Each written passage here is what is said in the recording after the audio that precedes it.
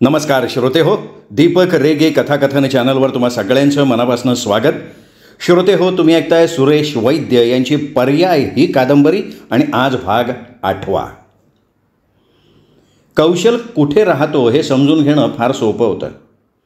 एकेकाळी का होईना अगरवाल इंडस्ट्रीजसारख्या मोठ्या कंपनीत इन्चार्जसारख्या मोठ्या पदावर तो काम करत होता. त्याच्याकडे टेलिफोन असणारच की. टेलिफोन डिरेक्टरीतनं मी त्याचं नाव आणि त्याच्या नावापुढे लिहिलेला त्याचा पत्ता शोधून काढला आणि सरळ त्याच्या घरीच पोचलो. मला बघता चेहऱ्यावर उसना आनंद दाखवत कौशल म्हणाला, अरे या या या कसं काय येणं केलं? नाही, ह्या बाजूला आलो होतो, म्हटलं भेटावं तुम्हाला. वा वा वा, बरं केलं, त्या निमित्तानं येणं झालं, थँक्यू. शिवाय तुमच्याकडे एक छोटंसं कामही होतं. कसलं काम? तुमची थोडी मदत हवी होती. बोला ना बोला, मी काय मदत करू शकतो तुम्हाला? रघुनंदन जोशीविषयी मला थोडी माहिती हवी होती. रघुनंदन जोशी? कोण हा रघुनंदन जोशी? क्वालिटी एक्सपोर्टचा मालक रघुनंदन जोशी. अगरवाल इंडस्ट्रीजचा माल एक्सपोर्ट करायचं काम तोच बघतो ना. तुम्ही तर त्याला ओळखत असणारच की. ताडदेवच्या त्याच्या फ्लॅटवर आज तुम्ही त्याला भेटायला सुद्धा गेला होतात. कौशलच्या चेहऱ्यावरचे भाव एकदम बदलले. तुम्हाला कसं काय समजलं? माझ्याकडे रोखून बघत त्याने विचारलं. काय झालं, मीही रघुनंदन जोशीला भेटायला गेलो होतो. त्याच्या फ्लॅटमध्ये शिरताना मी तुम्हाला पाहिलं होतं. ओ आय सी. काय झालं, जोशींनी मला फोन केला होता, पण त्यावेळी माझी त्याच्याशी भेट झाली नव्हती. नंतर मला त्याचा मेसेज मिळाला होता. मला दुसरं काही काम नव्हतं, मग गेलो त्याला भेटायला. कोणत्या संदर्भात भेटलात? मी सरळ स्वरात विचारलं. कौशल क्षणभर अडखळला आणि मग म्हणाला, अगरवाल इंडस्ट्रीजमध्ये मी एक्सपोर्ट डिव्हिजनचा इन्चार्ज होतो, ही गोष्ट तर मी तुम्हाला सांगितली आहे. रघुनंदन जोशीशी माझा नेहमी संबंध यायचा. एक्सपोर्ट डिव्हिजनशी संबंधित असल्यामुळे याचं काम माझ्यावर अवलंबून असायचं. त्याचं काम मी नेहमी पहिल्यांदा करायचो. आता मी नाही आहे, त्यामुळे त्याचं काम अटकलं आहे, म्हणून त्यांनी मला फोन केला होता. पण मी आता अगरवाल इंडस्ट्रीमध्ये नाही आहे हे त्याला माहितीच नव्हतं. पण ते समजल्यावर तो फार नर्वस झाला. क्वालिटी एक्सपोर्टचा धंदा नेमका काय आहे ते माझ्या लक्षात नाही आलं. त्यात न समजण्यासारखं काही नाही आहे. असं समजा की क्वालिटी एक्सपोर्ट ही अगरवाल इंडस्ट्रीजचा माल विदेशात विकणारी एक सोल एजंट कंपनी आहे. थोडं विस्तारानं सांगायचं तर माल अगरवाल इंडस्ट्रीजचा असतो. सुपरविजनसुद्धा अगरवाल इंडस्ट्रीजचंच असतं. एवढंच नाही तर एक्सपोर्ट डिव्हिजनचा इन्चार्ज या नात्यानं जहाजातून विमानातून पाठवल्या जाणाऱ्या मालाचं पॅकिंग मीच करत होतो. फक्त विदेशात गेलेल्या मालाचं डिस्ट्रीब्युशन क्वालिटी एक्सपोर्ट हँडल करत होती. आणि शेठ रामनाथ अगरवाल या क्वालिटी एक्सपोर्टमध्ये सुद्धा पार्टनर होते. हो, मग रघुनंदन जोशीची गरज काय होती? तो कसला पार्टनर? नाही, खरं आहे तुमचं म्हणणं, पण ह्या बाबतीत आपण शेठ रामनाथ अगरवालांना मानायला पाहिजे. ते फार मोठ्या मनाचे, उपकाराची जाण ठेवणारे गृहस्थ होते. नाही, मी समजलो नाही. सांगतो. रघुनंदन जोशी रामनाथ अगरवालांचे फार जुने आणि जवळचे मित्र होते. सुरुवातीच्या काळापासून अगरवाल इंडस्ट्रीजचा माल विदेशात विकण्यासाठी लागणारी सगळी यंत्रणा रघुनंदन जोशींनी उभारली होती. केवळ त्यांनी केलेल्या अथक प्रयत्नांमुळे अगरवाल इंडस्ट्रीजच्या मालाला आज विदेशात चांगली बाजारपेठ मिळालेली होती. नाही, तसं जर होतं तर त्या रघुनंदन जोशीला चांगला भरपूर पगारावर क्वालिटी एक्सपोर्टचा मॅनेजर म्हणून नियुक्त केलं जाऊ शकत होतं ना. त्यासाठी त्याला पार्टनर कशाला बनवायला हवं होतं? पहिली गोष्ट म्हणजे रामनाथ अगरवाल कुठल्या प्रवृत्तीचे गृहस्थ होते ते मी तुम्हाला सांगितलं आहे. दुसरं म्हणजे इन्कम टॅक्स वाचवण्यासाठी रघुनंदन जोशीला फर्मचा पार्टनर दाखवणं जास्त फायदेशीर होतं. शिवाय रघुनंदन जोशीला पार्टनर करून घेतलं असेल तर त्यानं त्यांचा नक्की काहीतरी फायदाच केला असणार ना. बरं, तसा हा रघुनंदन जोशी कशा टाईपचा माणूस आहे? म्हणजे नाही, मी असं ऐकलं आहे ना की एक्सपोर्टच्या मालात संबंधित माणसं नेहमी गडबड करतात. अशी माणसं दुय्यम किंवा सबस्टँडर्ड वस्तू पाठवतात किंवा मग कंपनीच्या गुडविलचा फायदा उठवून त्याच पार्सलमधनं असा माल पाठवतात की ज्याच्याशी एक्सपोर्टच्या ऑर्डरचा काहीही संबंध नसतो. नाही, हे अशक्य आहे. मालाचं पॅकिंग माझ्या देखरेखीखाली व्हायचं त्यामुळे तसं काही करायची इच्छा असली तरी रघुनंदन जोशी कसलीही गडबड करू शकत नव्हता. म्हणजे तुमचा हा एक्सपोर्टचा धंदा एकदम स्वच्छ होता? अर्थात. आणखीन एक? बोला ना. काय? मी मुद्दाम क्षणभर गप्प राहिलो आणि मग एकदम म्हणालो, सोनालीशी तुमचा अजूनही काही संबंध आहे? काय म्हणालो तुम्ही? नाही, माझ्या असं ऐकण्यात आलं आहे की 2 वर्षांपूर्वी तुमचे आणि सोनालीचे प्रेमसंबंध होते. कौशल एकदम भडकल्यासारखा झाला. मिस्टर विक्रम, तुम्ही काय बोलताय हे तुम्हाला कळतं आहे का? हां? मग आपल्या आवाजावर संयम ठेवण्याचा प्रयत्न करत कौशल म्हणाला, हे बघा, सोनाली एक विवाहित स्त्री आहे. ती समाजात मान असणारी एक प्रतिष्ठित व्यक्ती आहे. अशा स्त्रीच्या चारित्र्यावर शिंतोडे उडवण्याचा प्रयत्न करणं तुम्हाला फार महागात जाऊ शकतं. मी कोणाबद्दल वाईट बोलत नाही आहे किंवा कोणाच्या चारित्र्यावर शिंतोडेसुद्धा उडवत नाही आहे. मी फक्त तुमच्याशी बोलतो आहे. नाही, या विषयावर माझ्याशी सुद्धा काहीही बोलू नका. या विषयावर माझीही तुमच्याशी बोलायची इच्छा नाही. भूतकाळ उकरून काही फायदा नसतो, हात मात्र मातीनं बरबडतो. जशी तुमची इच्छा. माझ्या तोंडून जर काही उणादोणा शब्द निघाला असेल तर त्याबद्दल मी आपली माफी मागतो. कौशल काही बोलला नाही. मग मीच उठून उभा राहत म्हणालो, अच्छा, मी निघतो आता. कौशलनं अगदी नाखुशीने माझ्याशी हस्तांदोलन केलं आणि त्यावेळी त्याचा चेहरा कमालीचा निर्विकार होता. शिवडी स्टेशन रोडवर क्वालिटी एक्सपोर्ट कंपनीचं एक छोटंसं गोडाऊन होतं. मी जेव्हा शिवडी स्टेशनवर पोचलो तेव्हा रात्रीचे 9 वाजत आले होते. गोडाऊनच्या समोर अंधार होता. रस्त्यावरच्या 2 दिव्यांच्या मध्ये गोडाऊन असल्यामुळे दिव्यांचा प्रकाश तिथपर्यंत पोचत नव्हता. या क्षणी गोडाऊनमध्ये जाण्यासाठी असलेलं लांब रुंद शटर वर उचललेलं होतं, पण गोडाऊनच्या आतल्या भागातही दिवा लावलेला दिसत नव्हता. गोडाऊन लागतच्या दारात एक कार उभी होती. 2 माणसं गोडाऊनमधनं एक पेटी आणून कारच्या डिकीमध्ये ठेवत होती आणि या माणसांना अधूनमधून सूचना देत कारला टेकून रघुनंदन जोशीचा सेक्रेटरी सोहनी उभा होता. गोडाऊनपासून काही अंतरावर एका अंधाऱ्या भागात मी उभा राहून बघत होतो. गोडाऊनमधल्या पेट्या डिकीत ठेवायचं काम संपलं असावं, कारण त्या 2 माणसांनी कारची डिकी बंद केली आणि ते कारच्या मागच्या सीटवर बसले. सोहनीसुद्धा कारला वळसा घालून ड्रायव्हिंग सीटवर येऊन बसला. काही क्षणात कार स्टार्ट झाली. मग तिने वेग घेतला आणि पुढच्या चौकात वळून ती दिसेनाशी झाली. कार जाताच गोडाऊनमधनं एक जण बाहेर आला. त्यांनी शटर खाली ओढलं, पण पुरतं बंद न करता जमिनीपासून फुटभर वरच ठेवलं. मग तिथेच गोडाऊनच्या बाहेरच्या एका पायरीवर बसून त्याने एक बिडी पेटवली. काही क्षण मी तसाच उभा होतो. त्याच जागी मी उभा राहिलो. मग बुटांचा जास्तीत जास्त आवाज करत गोडाऊनच्या दिशेनं पुढं झालो. बुटाचा आवाज ऐकून पायरीवर बसलेला तो माणूस माझ्या दिशेनं बघायला लागला. मी सरळ त्याच्या समोर जाऊन उभा राहिलो. तू वॉचमन आहेस? हां हां. तो हातातली विडी विझवत गडबडीनं उठून उभा राहिला. सोहनी नावाचे कोणीतरी साहेब चौकात उभे आहेत, त्यांनी तुला तिकडं बोलवलं आहे. कशासाठी हो? त्यांची गाडी बंद पडली आहे. बहुतेक इंजिन गरम झाल्यामुळे गाडी स्टार्ट होत नसावी. धक्का मारावा लागेल. तू लवकर जा रे. आणि त्याच्याकडे न बघता मी विरुद्ध दिशेनं चालायला लागलो. वॉचमननं अर्धवट वर असलेलं शटर खाली ओढलं आणि मग तो घाईघाईनं चौकाच्या दिशेनं गेला. वॉचमन जाताच मी झटकन वळलो आणि पुन्हा गोडाऊनच्या जवळ आलो. शटरच्या समोर मी सरळ जमिनीवर आडवा झालो. अलगद शटरवर उचलला. जमीन आणि शटरमध्ये साधारण 1 फुटाची फट निर्माण होताच मी तसाच झोपलो. शटरच्या खालून आत सरकलो. आत जाताच मी पुन्हा शटर जमिनीलगत ओढून घेतलं. आतमध्ये मिट्ट काळोख होता. खिशातून लायटर काढून एका क्षणासाठी मी तो पेटवला आणि त्या प्रकाशात बघितलं. गोडाऊनमध्ये बऱ्याच पेट्या एकावर एक व्यवस्थित रचून ठेवल्या होत्या. त्या सगळ्या गोडाऊनच्या समोरच्या भिंतीजवळ होत्या. पण या पेट्यांपासून 7-8 पेट्या वेगळ्या अशा दरवाज्याच्या जवळ ठेवल्या होत्या, जणू त्या पेट्या तिथून हलवण्याच्या तयारीनं अशा बाजूला ठेवलेल्या असाव्यात. मी सभोवार बघितलं. एका कोपऱ्यात मला एक मोठी कटावणी पडलेली दिसली. मी ती कटावणी उचलली आणि लायटर विझवून टाकला. तोवर बाहेरच्या बाजूला वॉचमन परत आला होता आणि तोंडातल्या तोंडात मला उद्देशून शिव्या देत होता.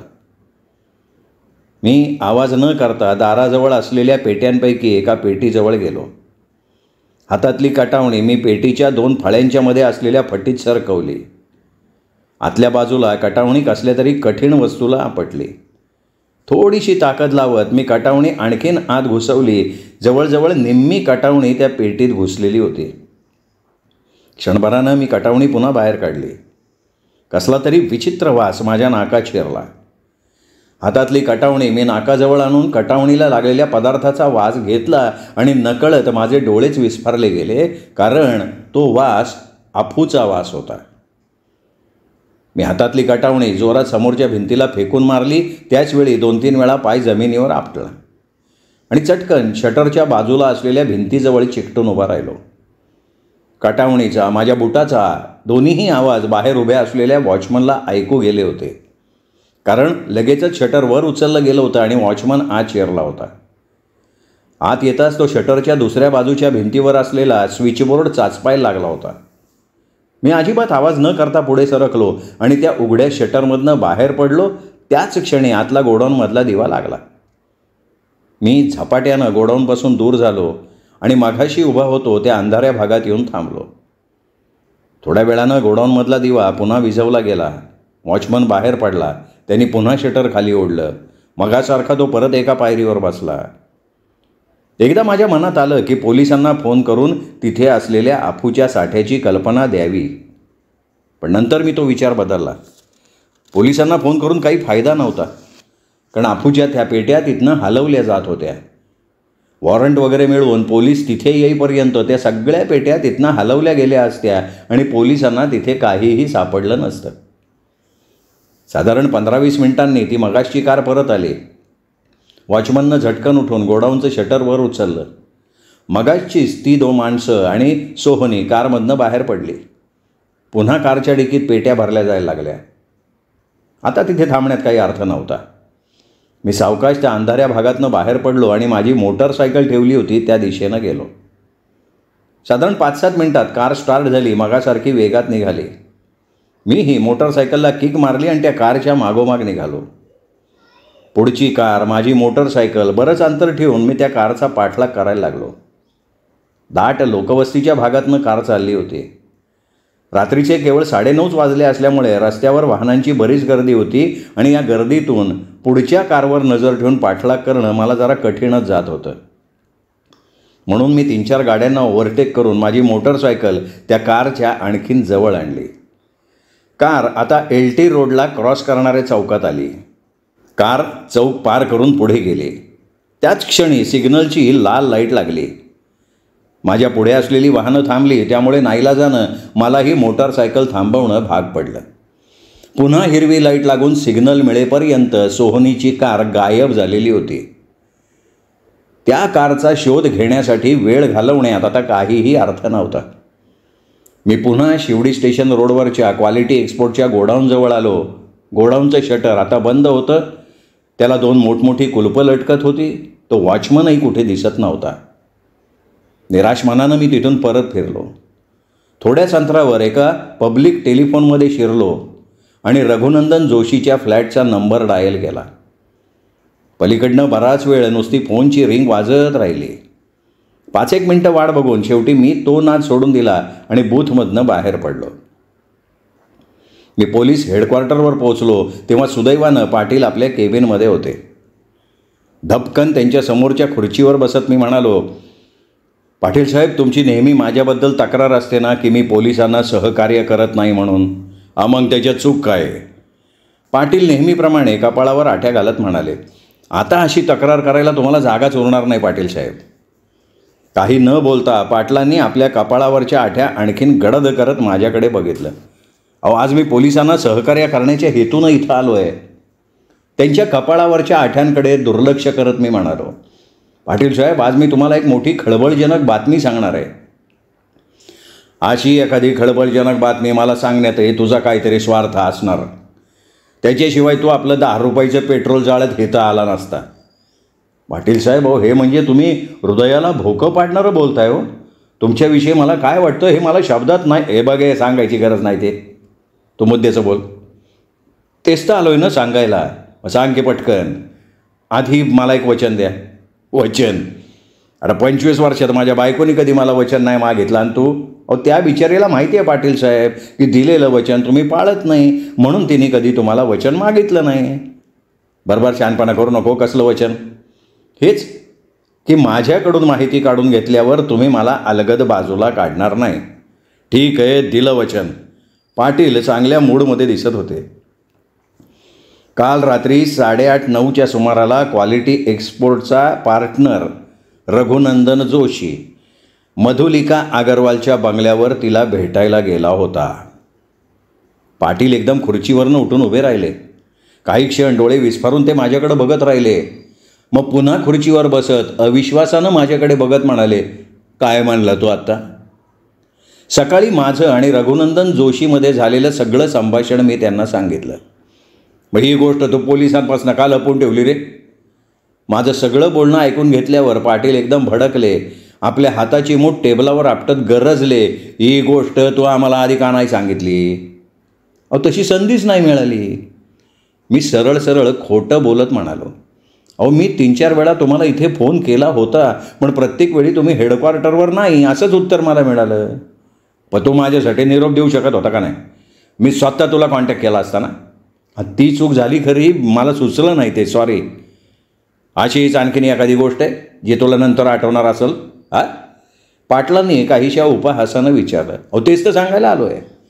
त्यांच्या उपहासाकडे दुर्लक्ष करत मी म्हणालो, रघुनंदन जोशी क्वालिटी एक्सपोर्ट आणि अगरवाल इंडस्ट्रीजच्या गुडविलचा फायदा उठवत होता आणि तो अफूचं स्मगलिंग करतोय. काय म्हणला तू? मी क्वालिटी एक्सपोर्टच्या गोडाऊनमधली सगळी घटना पाटलांना सांगितली. पाटलांचा चेहरा विचारमग्न झाला होता. ते काहीच बोलत नाहीत असं बघून मीच म्हणालो, पाटील साहेब, रोहितपेक्षा आता तुम्हाला रघुनंदन जोशी जास्त सस्पेक्टेड नाही वाटत? त्यो कसं काय? साधी गोष्ट आहे. रघुनंदन जोशी अगरवाल इंडस्ट्रीच्या मालाच्या पेट्यात अफू लपून ती परदेशात पाठवत होता. ही गोष्ट मधुलिकाला समजली असावी. मधुलिकानं ही गोष्ट उघड करू नये म्हणून रघुनंदन जोशी तिला विनंती करायला तिच्या बंगल्यावर गेला असावा. पण मधुलिकानं त्याची विनंती धुडकावून हा सगळा प्रकार पोलिसांना सांगायचं ठरवलं असावं आणि म्हणून मधुलिकाचं तोंड कायमचं बंद करण्यासाठी रघुनंदन जोशीसारखा स्मगलर काहीही करू शकतो पाटील साहेब. पाटील पुन्हा काही क्षण विचारात हरवून गेले आणि क्षणभरानं म्हणाले, यू आर राईट बरं का. आणि मग मी काही बोलायच्या ते एकदम खुर्चीतनं उठून उभे राहिले. टेबलावरची कॅप उचलून त्यांनी ती डोक्यावर घातली. माझ्याकडे बघत म्हणाले, चल आता. कुठे? अरे माझ्याबरोबर चल. येतो पण कुठे? रघुनंदन जोशीकडं. तुला माहिती तो कुठं राहतो? हो. मग उठ की. मी निमूटपणे उठलो. पाटलांच्या बरोबर बाहेर पडलो. माझी मोटारसायकल तिथेच ठेवून मी पाटलांच्या जीपमध्ये बसलो. जीप ताडदेवच्या दिशेने निघाली. एक आणखीन मजेदार गोष्ट मला समजली बरं का पाटील साहेब. जीप रस्त्याला लागताच मी म्हणालो, तू आपली हे हप्त्यानं बोलायची सवय सोडणारच नाही का रे? पाटील काहीशा नाराजीच्या स्वरात म्हणाले, हा शेवटचा हप्ता आहे. नाही, तू कधी सुधारणारच नाही बाबा. पाटील हताश सुरात म्हणाले, असं कसं म्हणता पाटील साहेब तुम्ही? मी आत्ताच तुम्हाला आता काय सांगणार होता ते सांग ना. सांगतो, ऐका. 2 वर्षांपूर्वी, किती? 2 वर्षांपूर्वी कौशल आणि मधुलिकाची धाकटी बहीण सोनाली यांच्यातल्या प्रेमसंबंधांची चर्चा सगळीकडे होत होती. हे ऐकून मगासारखे पाटील बसल्या सीटवरनं उडाले नाहीत, पण त्यांच्या चेहऱ्यावर आश्चर्याचे भाव निश्चितच उमटलेले होते. काही न बोलता ते गप्प राहिले, पण थोड्या वेळानं म्हणाले, कौशलच्या संदर्भात मी चौकशी केली, पण ही गोष्ट मला कोणी सांगितली नव्हती. नाहीतरी बऱ्याचशा गोष्टी पोलिसांना कळतच नाहीत ना. पाटलांनी डोळे वटारून माझ्याकडे बघितलं. बरं, कौशलच्या संदर्भात काही महत्त्वाची माहिती हाती लागली आहे का? नाही, विशेष काय नाही. फक्त त्याच्या स्वभावाची जास्तीची माहिती मिळाली. तो फार लूज टेम्परामेंटचा माणूस आहे असं समजलं. त्याला झटकन संताप येतोय. क्षुल्लकशा गोष्टीवरनं तो हमरीतमुरीवर येतो. त्या अगरवाल इंडस्ट्रीमध्ये असताना रोज कोणाशी ना कोणाशी त्याची नेहमी वादावादी होत असायची. पाटील बोलत असताना जीप ताडदेवला आली होती. मी ड्रायव्हरला सूचना देत ती जीप रघुनंदन जोशी राहत असलेल्या इमारतीसमोर आणून उभी केली. मी आणि पाटील जीपमधनं उतरलो, इमारतीत शिरलो. लिफ्टने 4थ्या मजल्यावर आलो. पाटलांना घेऊन मी रघुनंदन जोशीच्या फ्लॅटसमोर आलो. पाटलांनीच फ्लॅटच्या दारावरची बेल दाबली. आतून कसलीच हालचाल ऐकू आली नाही. क्षणभर वाट बघून पाटलांनी जोरात दारावर थाप मारली. दार फक्त लोटलेलं असावं, कारण पाटलांच्या हाताच्या धक्क्यानं ते दार सताड उघडलं गेलं. पाटलांनी आत डोकावलं. आतले सगळे दिवे जळत होते आणि हॉलमधल्या फरशीवर रघुनंदन जोशी अस्ताव्यस्त पडला होता. कोणीतरी त्याच्या कपाळाच्या बरोबर मध्यभागी गोळी घातलेली होती. श्रोते हो, हा होता 8वा भाग. 9वा भाग उद्या. तोपर्यंत नमस्कार मित्रहो.